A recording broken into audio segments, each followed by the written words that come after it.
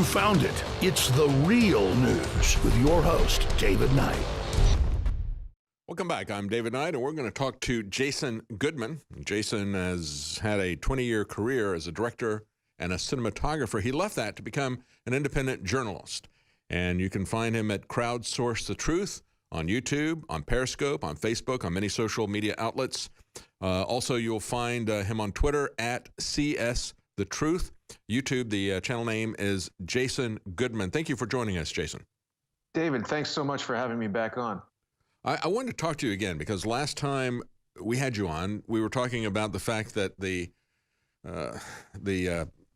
prosecutors, the BLM and those, had concealed the fact and lied about the fact that they had surveillance cameras. You showed the surveillance camera that people were crowdsourcing, said, yeah, it's probably something like this based on the descriptions that people had. Then they got pictures of that. They got pictures of them setting up as snipers. And I think even the Judge Navarro, who's been so incredibly biased towards the prosecution's case, withholding a lot of information from jurors in previous trials, even she started to pull back. And as she'd been told that the Bundys and those around there that were under arrest, they've been held for nearly 2 years without bail.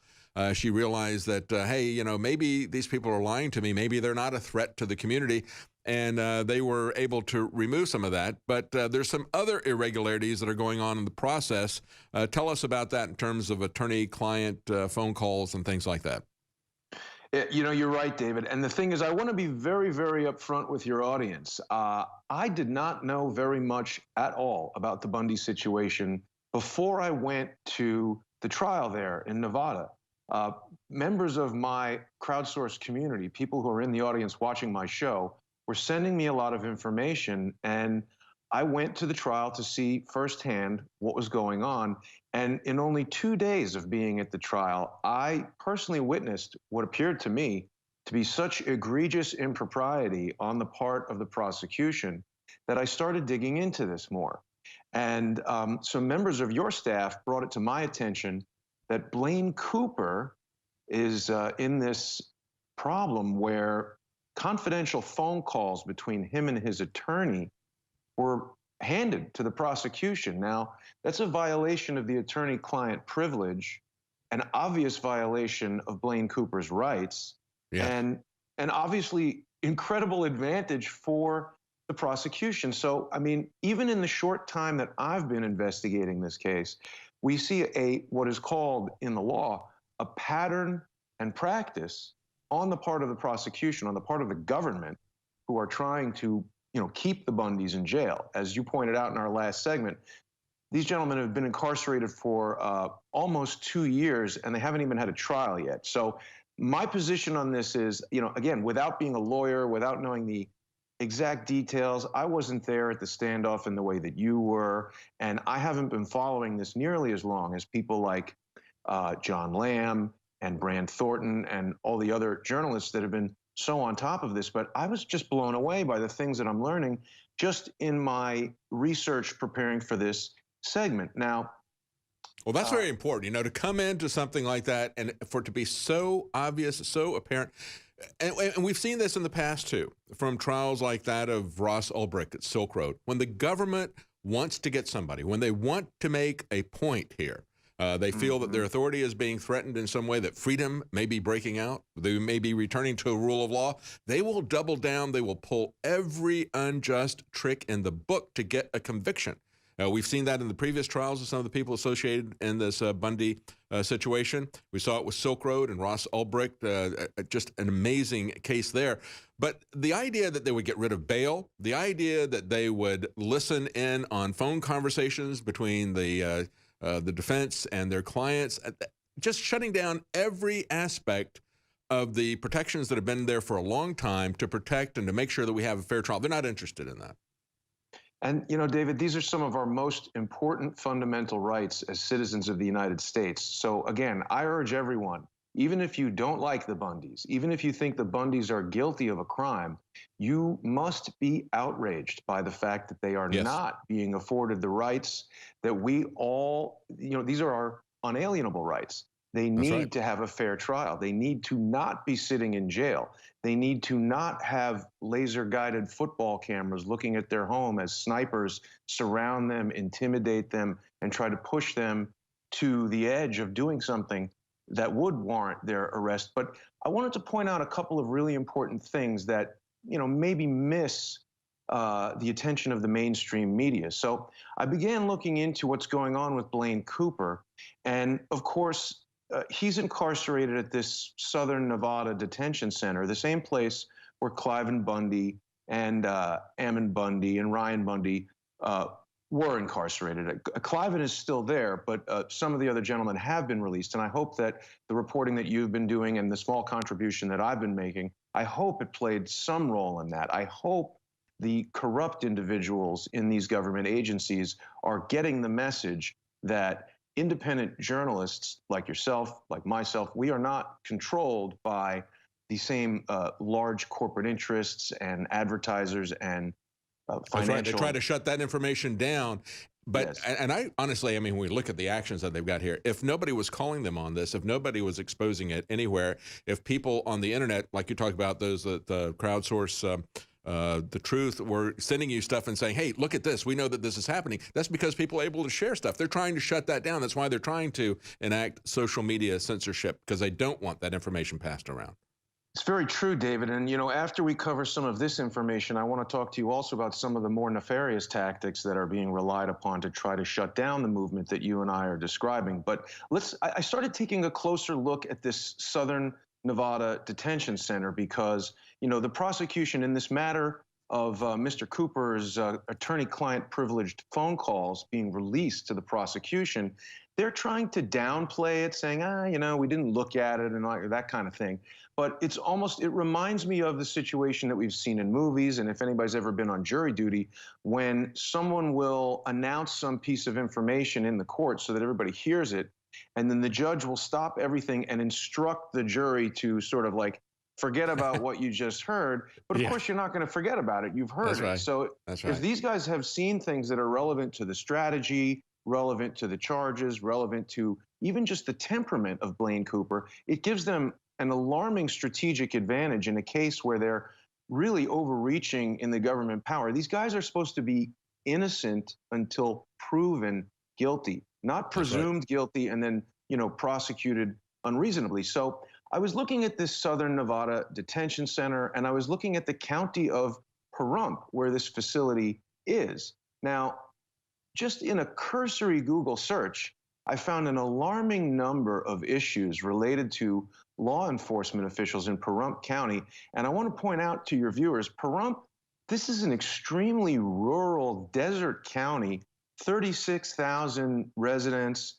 And so for there to be, multiple law enforcement officers that are involved in lawsuits and being arrested themselves, that's that is an incredibly high percentage. We talk about how small that town is and how few law, basically, it's unbelievable when you look at it as a percentage. We got to take a quick break. We're going to be right back with Jason Goodman. I'll let you pick up right where you left off. Stay with us. We'll be right back. Welcome back. I'm David Knight, and we're talking to Jason Goodman. We've been talking about some of the irregularities, some of the corruption surrounding the Bundy trial in Nevada.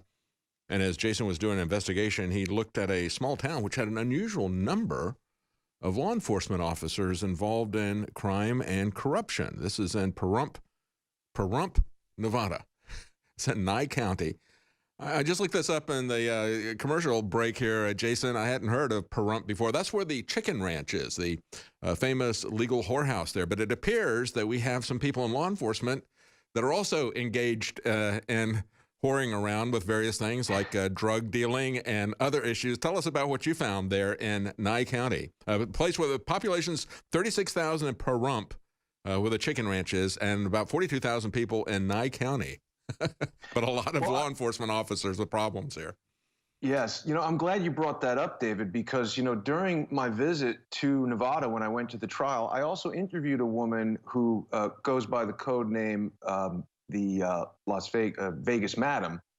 And she spoke about how in her working in the sex worker industry, she was approached by FBI agents and other individuals who she refers to as CIA pimps, not to prosecute her. She was operating in a county that was not Pahrump, so she was operating where sex work was not legal, and they didn't incarcerate her for the sex work. They tried to co-opt her and get her to basically compromise political figures, including Bill Clinton. And when she refused to do that, honey trap type stuff. Yes, brown. Yeah, he's obviously a pretty easy guy to go after. Well, she refused to do it, and so then they incarcerated her and basically ruined her life. So I don't want to speculate, but it does seem like there are some strange things going on there in Pahrump County. And so I was looking into this facility, the Southern Nevada Detention Center, which is a privately owned prison that's owned by a company called Core Civic. Now, Core Civic used to be known as the Corrections Corporation of America. And I want to point out to people that, Dick Cheney's son-in-law was a lobbyist for Corrections Corporation. And someone there, Dick Cheney, was indicted for prison profiteering in Texas. So I personally believe that this for-profit prison situation is a very problematic thing that should be eliminated. I do not think that law enforcement should be financially motivated to incarcerate people, because I really do believe it directly leads to what we're seeing with the Bundys. And of course, it drives all this war on drugs as well. I mean, you got different industries that are really pushing for drug prohibition. One of them, one of the biggest promoters of that, are the private prisons, because they couldn't build prisons quickly enough after they enacted the mandatory minimums and started locking everybody up during the Reagan administration. And they were letting violent criminals go loose, and it was boom days for private prisons, because we've got the largest prison population on the planet in terms of percentage-wise by a long shot here in the U.S. because of the drug war. But go ahead, tell us what else you found out about this corrupt county. I'm looking at these articles you sent. The former sheriff, the ex-deputy attorney general, the sheriff's deputy, the police sergeant, all these guys are involved in criminal scams. It's amazing. I wonder if any of them wind up in the private prison facility. No, but, probably not. Probably not, unless they're really small fish. Yeah, I don't think so. But so you were just showing a segment there that featured the former sheriff, which is a gentleman named Tony DeMeo, and he was giving everyone on YouTube a tour of this Nye County Southern Detention Center, which he's very proud of. And if people go to YouTube, right now there's only 583 views on that video. So I hope people will check it out, because what we're trying to do is bring these things to people's attention. Obviously, the private prison, you can look up the contract that they have with the U.S. Marshals, the Office of Federal Detention, and at the time they were the Corrections Corporation of America. This contract, David, is valued at a staggering $122 million. Wow. So there's obviously, that's shocking to me. There's obviously quite a lot of financial interest in building these prisons and keeping them profitable. We know, of course, that capitalism, which we all love, is motivated by profit, and corporations have a lot of the same rights as citizens and individuals, although they lack morality. So, you know, the only goal of a for-profit prison is to make profit, and the way they do that is by sticking people in the prison. Now, well, the problem is that we don't have real capitalism in the sense that, you know, we see crony capitalism involved here. Right. We don't have real free markets. They're buying their influence with people. And so it gives capitalism even a bad name with millennials and so forth. But you understand there's crony socialism. As a matter of fact, socialism is pure cronyism. There isn't any there other than cronyism. But these prisons came into all this because this is where some of the Bundy family was incarcerated for this extended period of time, and there were a lot of reports of maltreatment there as well, wasn't there? Well, exactly, and that's why I started looking at it, because, you know, again, I didn't know anything about the Bundys before I went there, and I am about the total opposite. I am a, very secular Jewish guy who grew up in New York City, and the Bundys and many of their supporters are very devout Christians. And when I went there to the courthouse, we all held hands and got in a prayer circle. And I was way more focused on the areas where we have similarities than any of the differences that we have. And I found them to be very kind, and genuine people. And I became more interested in this cause when I had that firsthand experience with them. So I started. I'm glad you're able to get past that, because so many people that I've talked to about this, they get real upset about this because they don't have any appreciation for the property rights of these ranchers, these miners, these loggers that I see that I've talked to all over the West. They don't understand that property rights are something that are important for people who live in cities as well. But they seem to have a prejudice that you don't have of people who are very different from them, who are different religion, who are in the country, who are ranchers or farmers as opposed to being urban. And they can't get past that. So they can't see the commonality that you just pointed out, the fact that we have to have certain procedures when we are accused of crimes. We have to have certain property rights. I mean, these are the fundamental things that are at issue here in the Bundy trial. That's right, David. And you know what? Every single person I saw there at the courthouse was an American. That's what I saw. That's right. That's right. So I started looking at this prison facility and the individuals that operated. And in that video on YouTube, Sheriff Tony DeMeo goes into great detail about the financial aspects of the prison, the fact that it was built much larger, that he's looking to the future, that he's going to lease out beds to other counties, and that's going to bring in money to Nye County. So he's talking very much like the CEO or the marketing officer of a corporation, yeah, and not like an unbiased law enforcement officer. And the other thing that I found very curious was that they made a point of saying that this particular facility was focused on the future in that it had high-tech communication capabilities, including video conferencing like you and I are doing right now. And that made me think about the situation that your staff brought to my attention with Blaine Cooper's communications with his lawyer being monitored. Yeah. That seemed quite interesting. The sheriff also goes on to say that another great feature of this for-profit prison facility is that it has its own medical center in it. And of course, we've heard that Cliven Bundy, a 71-year-old man who is still not been charged, or has not been convicted, I should say, of a crime that should land him in prison, has been denied critical medical attention, and he's losing teeth. His health is deteriorating, and I think that's pretty bad. Yes, yes. Well, that's probably not what the medical facilities are there for. Probably not to treat people. It's probably the rubber hose treatment that they're going to give people down the future, because the whole thing about having these high-tech communication facilities is really kind of a rope-a-dope. Yeah, come in and use our communication facilities while we watch everything you do. I mean, that's the way that they have used the internet and the general capabilities. Can you stay one more segment with us to wrap this up, Jason? Certainly. All right, we'll be right back. We're talking to Jason Goodman. Again, his organization is Crowdsource the Truth. You can find them on YouTube, Jason Goodman, also Twitter, CS The Truth. I'm David Knight. We'll be right back. Stay with us. Welcome back. I'm David Knight, and we're talking to Jason Goodman. We've been talking about his Crowdsource the Truth investigation into what was happening with the Bundys. As Jason said, he didn't know much about this until people who were involved with Crowdsource the Truth started saying to him, hey, why don't you look into this? This is something that is really outrageous is happening there. And as he's pointed out, he's very surprised at what he saw there. A lot of corruption in that area, a lot of private prisons that are happening there. We're going to continue to talk to Jason. We've got a press conference that is reportedly coming up with Al Franken that'll be breaking any time here. If that begins, we're going to cut to that to see what the Franken grabber is going to say. Is he going to retire? Is he going to resign? What is he going to say? So we'll cut to that if that comes up. But let's continue with what you wanted to say, Jason, the things that you saw there, the issues of private prisons, of corruption that we've seen. And we're talking about the conditions that the Bundy family was suffering from there. Very harsh conditions, in jail for 2 years. What about a speedy trial? What about bail? No, none of that applied, just like we have this incredible bias that we've been seeing uncovered in successive trials here of the people that were involved in the Bundy standoff. Well, and David, at the trial, it was just a hearing when I was there. The trial hadn't begun yet, but it was a pre-trial hearing. And we heard testimony from the Bundys themselves that they had been sexually violated at the prison, Wow. Not by other inmates, but by, I presume, body cavity searches.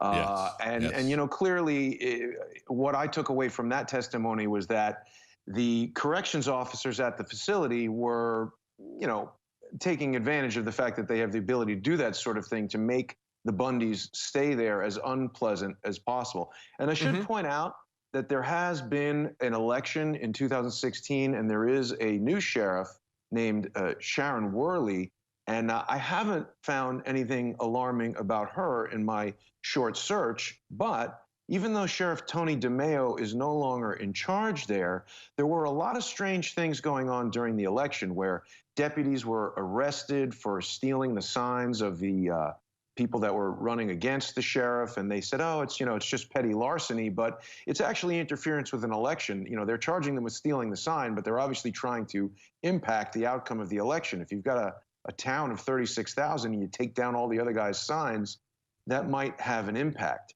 The other thing I wanted to point out was, even though the sheriff has been voted out, there was a lawsuit initiated in 2016 by a citizen of Pahrump County against the sheriff's office, which included Sheriff DeMeo, as well as a captain named William Becht, a sergeant named David, I guess, Berkowitz, something, I can't really pronounce his last name, and 10 other police officers who I would presume some of those individuals remain employed there. And the lawsuit alleges that these officers used evidence that was seized from this citizen's home, including a laptop that contained personal videos that he had made of him and his girlfriend. The man's 37 and his girlfriend's an adult woman as well, having sex with one another, which, that's their own private business. But these police officers... That's the kind of corruption that we're seeing there. And the headline was a pornographic matinee that they used out of the stuff that they had taken from them. We've got Al Franken starting now, so we're going to have to cut this short, Jason. But thank you so much for joining us. And it is absolutely amazing, the corruption that we see at so many different levels. And, of course, we're talking about the torture of the Bundy individuals. They've investigated themselves and found that, surprisingly, they didn't torture anybody. That's what they're now saying. But thank you so much for joining us again. You can find Jason on YouTube, Jason Goodman, Twitter, CS The Truth, Crowdsource The Truth. Thank you, Jason. Thank you, David.